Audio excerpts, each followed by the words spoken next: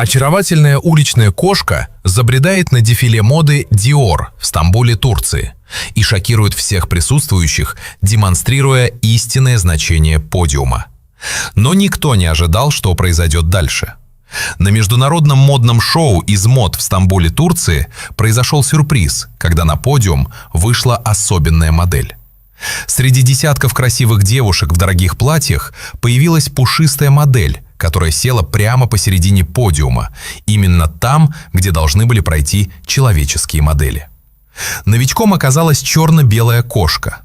Котенок принялся вылизываться, не обращая внимания на сотни людей в зале или моделей, проходящих мимо. Охранники с недоумением переглянулись, гадая, стоит ли им вмешаться и прогнать кошку. Однако смех и аплодисменты гостей убедили их, что котенку следует остаться на шоу. Девушки-модели быстро поняли, что к чему, и расступились, позволяя кошке остаться. После того, как кошка закончила свой туалет, она решила шокировать всех присутствующих, продемонстрировав, как нужно правильно ходить по подиуму.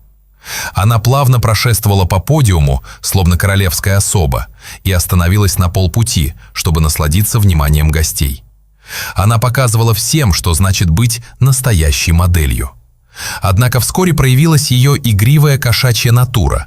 Ее привлекла деталь одежды, болтающаяся на одной из моделей. Отвлекшись от главной цели, прохода по подиуму, она последовала своим природным инстинктам и атаковала эту деталь лапой, вынудив девушку поспешно ретироваться, чтобы защитить платье. Не удовлетворившись, кошка направилась к концу подиума, но на этом ее выходки не закончились. Котенок захотел привлечь все внимание к себе и попытался остановить модель, сосредоточенно покидающую подиум. Она игриво атаковала проходящую мимо девушку, возможно, надеясь на ласку. К сожалению, модель ее проигнорировала. Публика была в восторге от шоу, а организаторы немного беспокоились, что кошка отвлекает внимание от платьев, которые демонстрировали модели. Однако дизайнер Г.С. Хакер был поражен способностью кошки приковать к себе всеобщее внимание без подавления моделей или нарушения шоу. В интервью журналистам дизайнер заявил, что, по его мнению, эта кошка могла бы иметь будущее в модной индустрии и, возможно, стать тем, кто ее обновит. Перед окончанием шоу кошка подошла к некоторым зрителям за лаской и немного поиграла. Несмотря на то, что она явно была бездомной, она вела себя мягко и мило, наслаждаясь всеобщим вниманием в течение нескольких минут, а затем с идеальной походкой модели удалилась. Но это был не конец истории об очаровательной модели. Одна из зрительниц влюбилась в кошку и захотела забрать ее домой. Эмили и ее муж Марк искали котенка после закрытия шоу, но едва не пропустили ее. Ее нигде не было видно, и они все больше беспокоились. Турция известна своей популяцией бездомных кошек, и несмотря на то, что местные жители стараются защитить и позаботиться о них, всегда есть риск, что одна из них попадет в дорожную аварию.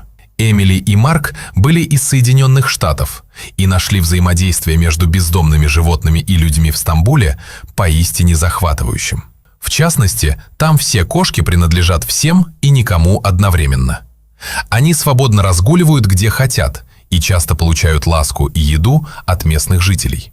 Вероятно, поэтому наша маленькая модель чувствовала себя так уверенно в большом зале, заполненном людьми, в то время как кошки из других уголков мира могли быть слишком застенчивыми, чтобы войти.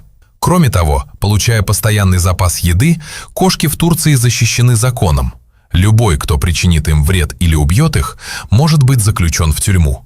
Но активисты по защите животных все же считают, что кошки должны иметь безопасный дом, где за ними будут ухаживать люди. Эмили согласилась с этим и поэтому не собиралась так легко сдаваться. Она провела весь вечер в этом районе, расставляя кормушки, чтобы найти котенка. К счастью, у уличного торговца в этом районе был мешок сухого корма на продажу, и она с радостью купила его. Однако найти пушистую модель было непросто, потому что город кишит бездомными кошками. Другие котята подходили и терлись пушистыми телами о ее ноги, выпрашивая ласку. Марк чуть было не поддался искушению взять одного из них домой из-за их очарования, но Эмили была непреклонна. Она хотела именно ту кошку с подиума и никакую другую. Но ветер подходил к концу, а маленькая модель так не объявилась. Опечаленные Марк и Эмили решили прекратить поиски, но когда они собирались уходить, услышали мяуканье возле дверцы машины. Это была она, беглая кошечка. Эмили была взволнована, но не хотела спугнуть ее чрезмерным рвением, поэтому достала из кармана немного корма и осторожно протянула кошке. Кошка с удовольствием съела угощение, а затем запрыгнула на заднее сиденье их машины. Казалось, она знала, что они везде искали ее, и теперь, когда она нашла их, почувствовала себя как дома. Эмили попыталась объяснить ей, что они хотят забрать ее домой, но кошечка уже крепко спала на заднем сиденье. Эмили восприняла это как хороший знак и попросила Марка ехать к их апартаментам. Добравшись до съемной квартиры через Airbnb, сонная кошечка бродила вокруг и чувствовала себя так же комфортно, как домашняя кошка. Она выглядела слишком расслабленной для бездомного животного, и пара стала подозревать, что в прошлом кошка какое-то время жила в доме.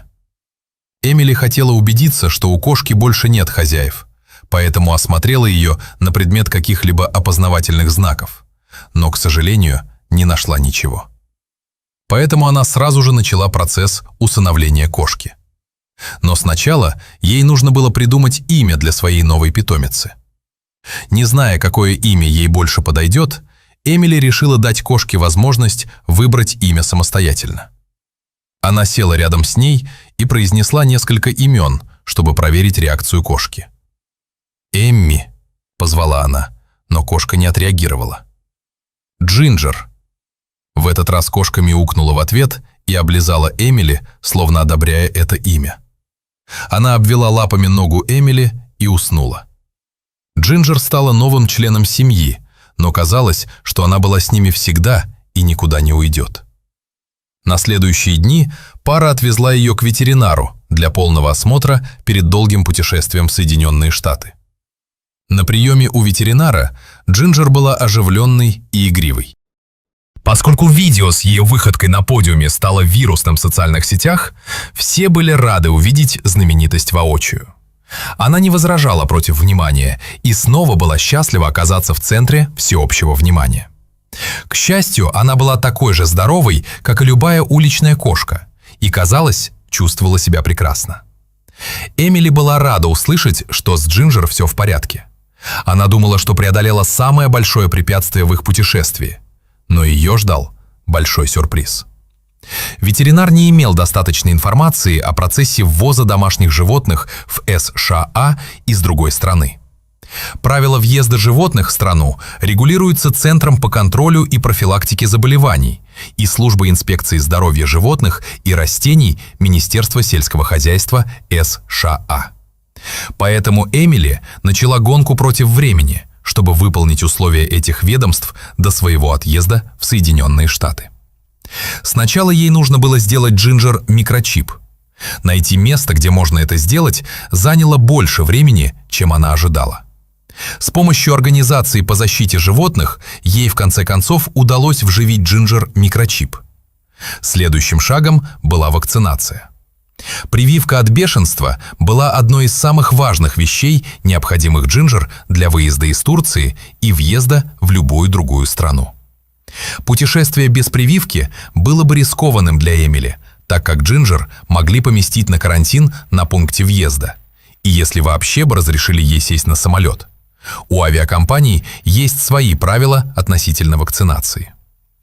Планировалось вакцинировать Джинджер и сделать анализ на антитела, чтобы убедиться, что ее организм выработал необходимый иммунитет.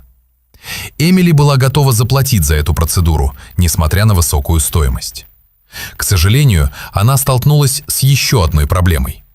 После прививки Джинджер должна была ждать до 8 недель, прежде чем ее можно будет проверить на антитела и признать готовой к путешествию. 2 месяца не такой уж большой срок, но рейс Эмили в США был всего через 7 дней.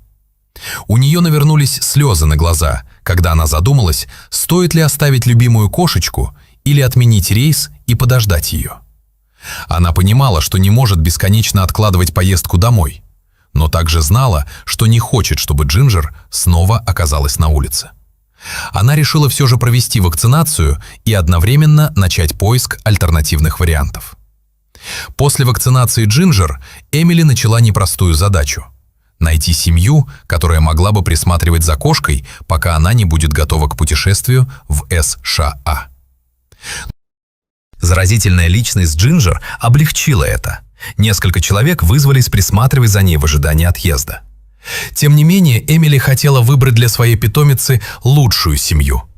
В итоге она остановилась на Аре, женщине лет 50, волонтере из организации по спасению животных, которая помогла вживить Джинджер чип. У Ары также жили кошка и небольшая собака, так что Джинджер не была бы одна. Ара заверила, что будет звонить каждый день и сообщать о кошке. Рейс Эмили был запланирован на 5 часов вечера следующего дня, поэтому после того, как она оставила Джинджер, ей нужно было вернуться в апартаменты и упаковать вещи. Прощание было тяжелым моментом. Она крепко обняла свою кошку и пообещала, что вернется за ней. Обычно жизнерадостная и веселая Джинджер в то утро казалась угрюмой, словно чувствовала, что что-то не так. Добравшись до приемной семьи, она крепко вцепилась в Эмили и не хотела отпускать. Потребовалось вмешательство Ары, чтобы отделить ее от Эмили. Все это время Джинджер выражала недовольство всей ситуацией, мяукала, словно от боли, и фыркала, как будто ее обидели, и она хотела, чтобы все знали об этом. У Ары был опыт ухода за приемными кошками, поэтому она успокоила Джинджер и завела ее в дом. Эмили же горько плакала в машине, а Марк утешал ее. Она была переполнена эмоциями, но надеялась, что через несколько недель Джинджер наконец окажется дома с ней. В тот день Эмили села на рейс и попрощалась с городом, который подарил ей нового члена семьи. Пока Эмили летела, Джинджер нашла себе место под кроватью Ары и тихо спряталась. Некогда веселая кошечка теперь держалась в стороне. Ара пыталась всеми возможными способами развеселить ее, но Джинджер не ела и не шла на контакт. Ару беспокоила такая реакция кошки, и она уже была готова позвонить ветеринару. Но сначала она позвонила кое-кому другому, кто наверняка мог поднять настроение Джинджер. Как только Эмили приземлилась в США, Ара набрала ее номер. Услышав голос хозяйки по громкой связи, Джинджер выбежала из-под кровати и громко замяукала. Несмотря на такое короткое время, проведенное с Эмили, она так сильно к ней привязалась. Эмили было больно слышать, что Джинджер не справляется с ситуацией, но она пыталась уговорить ее поесть. В следующие дни кошка наконец начала принимать угощения и больше не пряталась от Ары. Эмили могла вздохнуть с облегчением, зная, что с ней все в порядке. Несмотря на разницу во времени, она звонила поговорить с Джинджер каждый день. Кошка начала ожидать этих звонков и забиралась на стол Ары, как только слышала звонок телефона. На этом этапе процесс усыновления шел гладко. Результаты анализа на бешенство были готовы, и ветеринар подтвердил, что у Джинджер выработались необходимые антитела. Оставался последний и самый важный шаг. Эмили нужно было получить необходимые документы для усыновления кошки и вывоза ее из страны. Министерство сельского и лесного хозяйства Турции Аурмренбаканел отвечало за подготовку этих документов. Работая с ветеринаром в Стамбуле, Эмили получила необходимые документы для запроса разрешения на вывоз кошки. Но затем прошло 2 недели без ответа от ведомства, и она, естественно, начала беспокоиться. Эмили связалась с ветеринаром, с которым работала, чтобы отследить ход дела, и он сумел выяснить, что срок рассмотрения заявления составляет 3 месяца. Эмили была подавлена, услышав эту новость. Ее муж Марк тоже начал беспокоиться, опасаясь, что все эти хлопоты могут сказаться на здоровье его жены. Поэтому он решил изучить способы ускорения всего процесса. В то время его хороший друг Влад путешествовал по Европе, и Марк попросил его по возможности заехать в Стамбул и проверить, как идут дела. Однако Марк не сказал об этом своей жене. Он надеялся сделать ей сюрприз и доставить Джинджер в США к ее дню рождения. Так начался обратный отсчет для ускорения процесса. Влад прибыл в страну и с особым интересом взялся за это дело, поскольку тоже любил животных. Вскоре он выяснил, что документы почти готовы, и Марк купил билет на самолет для Джинджер. Ей предстояло еще раз пройти осмотр у ветеринара, чтобы убедиться, что она достаточно здорова для путешествия. К счастью, она снова успешно прошла проверку. С этим большим успехом последнее препятствие было преодолено. Джинджер наконец-то возвращалась домой. В день вылета она радостно забралась в переноску. Аара отвезла ее в аэропорт и наблюдала, как сотрудники авиакомпании забрали переноску с кошкой. Это был бит Т и Р-свит момент. С одной стороны, она была рада, что Джинджер наконец воссоединится со своей навсегда семьей. Но с другой, ей было грустно расставаться с этой особенной кошечкой. Влад попрощался с ними и сел на рейс. План воссоединения Джинджер с Эмили был приведен в действие. Однако группе предстояло преодолеть еще одно последнее препятствие. Долгий перелет из Стамбула в США совпадал по времени с запланированным звонком Эмили Ари. Ара с болью в сердце смотрела, как звонит ее телефон, но заставила себя не отвечать, чтобы не испортить сюрприз. Тревога Эмили в тот день зашкаливала. Ей исполнялось 36 лет, и единственное, чего она желала, это долгого разговора с любимой кошкой. Однако, казалось, это желание не сбудется. Она уже хотела отменить всю вечеринку из-за испорченного настроения, но Марк убедил ее все же отпраздновать день рождения. В конце концов, она согласилась. Марк украсил двор и пригласил несколько друзей. Он постоянно проверял телефон в ожидании известий о прибытии Влада, и Эмили начала что-то подозревать. Но она решила, что он просто приготовил для нее особенный подарок на день рождения, и чтобы не испортить сюрприз, решила пока не обращать внимания на его подозрительное поведение. Когда настало время петь «Happy Birthday», ее друзья собрались вокруг и попросили загадать желание. Она закрыла глаза и подумала о своей любимой кошечке. И вдруг что-то коснулось ее ноги. Когда Эмили открыла глаза и опустила взгляд, она не могла сдержать слез. Это была Джинджер. «Как?» – воскликнула она сквозь рыдание. Марк рассказал, что отправил Влада лично проследить за ходом дела и ускорить процесс. За 36 лет жизни это было первым случаем, когда желание Эмили исполнилось через несколько секунд. Она была так благодарна своей семье и друзьям и не могла дождаться, чтобы познакомить всех с Джинджер. Теперь Эмили могла вздохнуть спокойно, ведь ее семья была в сборе. А когда она вернулась в дом, ее ждал второй сюрприз. Целая комната, полностью обустроенная для Джинджер. Когтеточка, кошачье дерево, туннель и полочки на стенах. У Эмили навернулись слезы, когда она увидела эту комнату. Она знала, что муж ремонтирует запасную комнату, но не ожидала, что он приложит столько усилий, чтобы создать идеальное место для нового члена семьи. Джинджер быстро освоилась в новой комнате и выбрала свое любимое место на кошачьей кроватке. Она все еще была измотана после долгого перелета и снова уснула. Но когда Эмили вышла из комнаты, чтобы дать ей отдохнуть, Джинджер громко мяукнула в протест. Видимо, она боялась, что ее любимая хозяйка опять оставит ее. Эмили крепко обняла кошку и заверила, что теперь она дома и больше никогда не будет разлучена с семьей. После того, как в 2018 году видео с бродячей кошкой, прервавшей модное шоу, стало вирусным в интернете, оно регулярно всплывало в сети, каждый раз снова становясь новостью. Хотя Джинджер так и не стала модной иконой и не смогла походить по подиумам, она обрела нечто гораздо более ценное – навсегда дом. Какой трогательный финал для кошки с таким смелым характером. А вы готовы пойти на край земли ради домашнего питомца? Расскажите нам в комментариях. Спасибо, что посмотрели, и до новых встреч!